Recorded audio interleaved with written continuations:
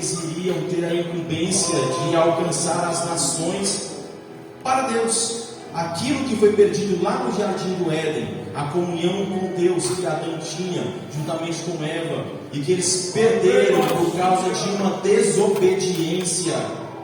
Houve ali a morte espiritual, a separação entre Deus e os homens. Deus escolheu uma nação em Abraão para que essa nação fosse a nação que fizesse o religare, que trouxesse o povo, o mundo para Deus, que fizesse a reconciliação do mundo para com Deus, dos povos estranhos para eles, para Deus. Então, esse povo foi levantado para isso.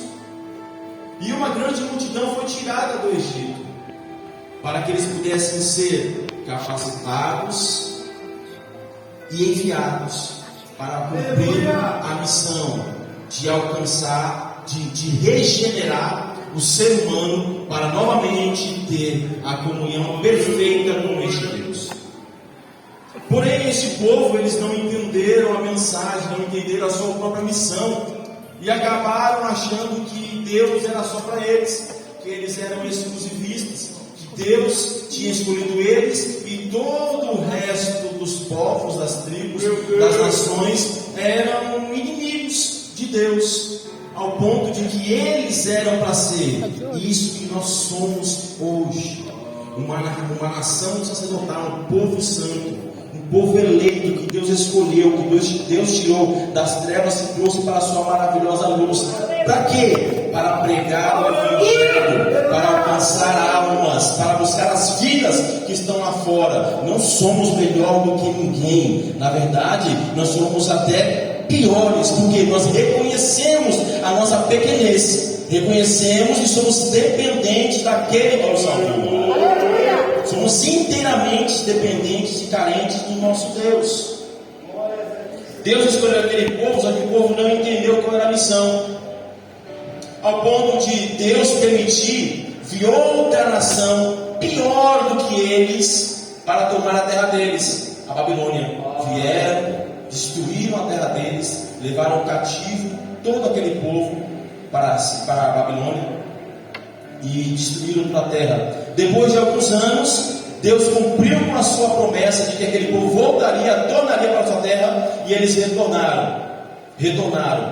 Porém, a terra ainda estava desolada, a terra ainda estava sem muros, Jerusalém estava toda deshabitada, estava sem condições de uma habitação digna. E Deus levanta este homem chamado Neemias para que pudesse ali reerguer a nação, reerguer não somente a nação estrutural, a nação social, mas também a questão religiosa, não somente com Neemias, mas também com Esdras, que foi o escriba que foi levantado para ensinar a lei para aquela nação que estava se reconstruindo. Então, Neemias, ele veio como o governador daquela nação, de Jerusalém, governador de Judá.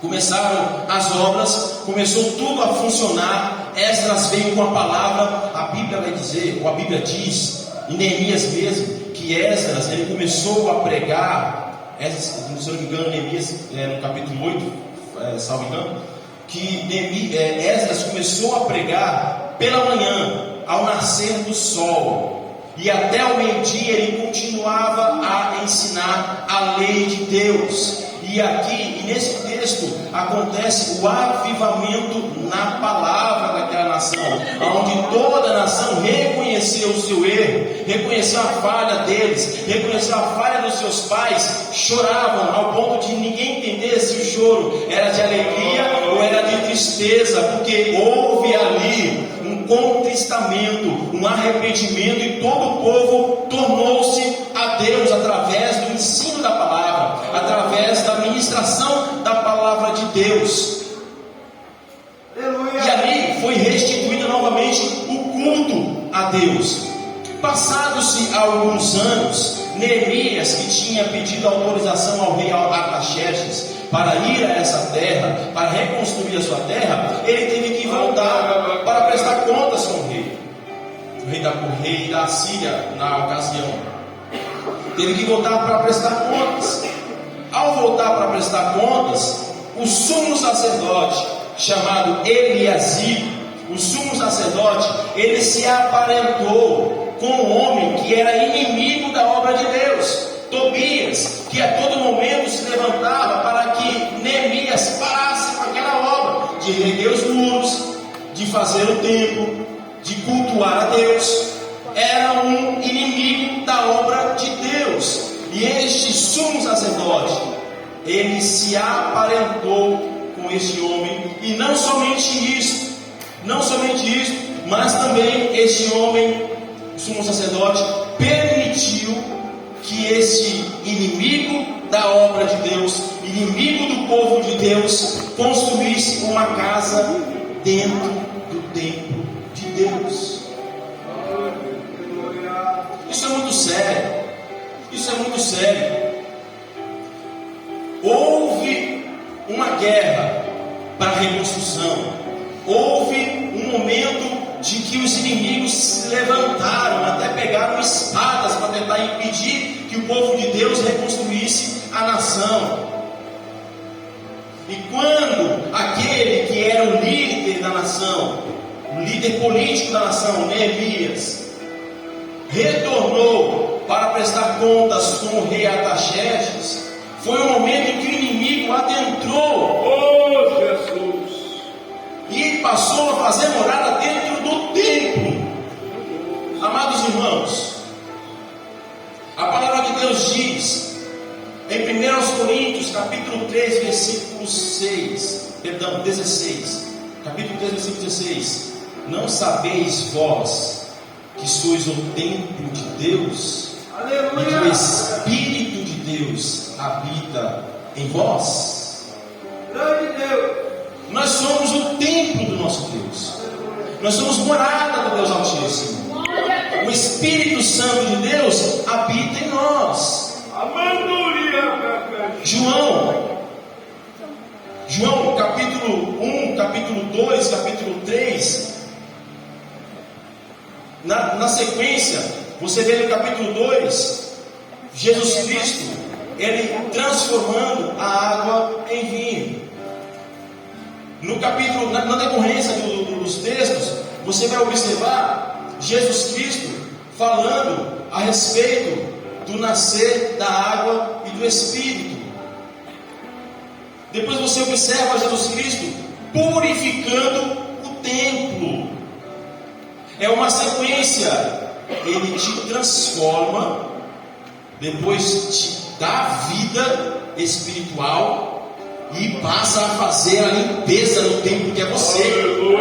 Tudo aquilo que não é importante ou interessante a Deus tem que sair, tem que ser tirado. Jesus disse: aquele que quer vir após mim, negue-se a si mesmo, tome sua cruz e siga-me. Talvez uma das maiores dificuldades que o cristão tem em seguir a Cristo é a renúncia, é abrir mão de coisas que nos afastam de Deus. Talvez você já até orou: Senhor, afasta de mim tudo aquilo que me afasta de ti. Mas na hora que Deus vem e tira aquilo que te afasta dele, você acha que é algo do maligno. É Deus trabalhando na sua vida. É Deus trabalhando. E não somente isso, Jesus Cristo ele purificou o templo. Jesus Cristo purificou o templo. No texto supracitado diz que quem fez a limpeza não foi Deus. A limpeza estava feita. Ele veio, restaurou, restituiu, colocou novamente a lei para funcionar, a declaração. Mas logo após uma vitória, Aleluia! a fraqueza, né? A canção, logo após cansaço de desânimo, logo após uma vitória. Isso acontece muito. O varão, a varoa está desempregado. Culto de ensino, culto de domingo, segunda-feira, quarta, sexta, ciclo de oração, culto de manhã, culto de noite, tarde, horas de madrugada, arrumou emprego, sumiu. Meu Deus, aleluia. Conseguiu a vitória, desaparece. Olha aí. está preso, o filho está nas drogas, ora, jejua, busca, faz isso, faz aquilo, o marido também, não sei. Quando alcança a vitória, desânimo. Permaneça firme.